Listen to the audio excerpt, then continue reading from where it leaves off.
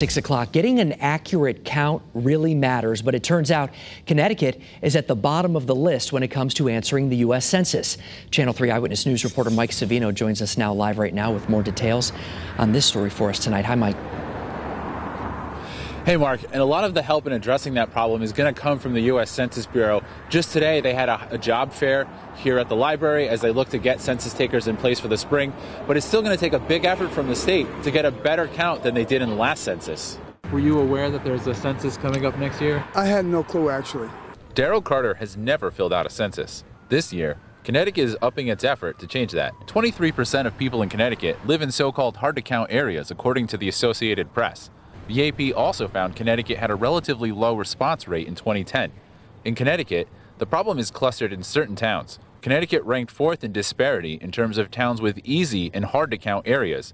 Only New Jersey, New York, and Rhode Island rank higher. In order to count 3.5 million people, you need boots on the ground. This year, the U.S. Census Bureau plans to hire 22,000 census takers just in Connecticut. Lieutenant Governor Susan Bysowitz is leading a complete count committee, which is creating a state plan. That includes working with community leaders. So far, 116 towns have formed their own committees. Trusted voices who could help us get the message out that the census is coming and that it's important. The Census Bureau says people can be hard to count for various reasons. The AP says 100% of people in Willimantic live in hard-to-count areas, including neighborhoods with high percentages of young population, high poverty level, and a large portion of Hispanic residents. But it's not just cities. More than 40% of people in Greenwich, Derby, and Ansonia live in hard-to-count areas. Some people say they can be talked into filling out the census. Pretty much.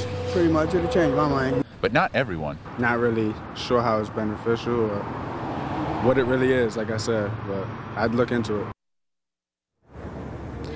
Now, the state is looking to spend about $1.5 million, a combination of state funding and donations. That's more than Connecticut has spent in the past, but it's still significantly less than what other states are spending.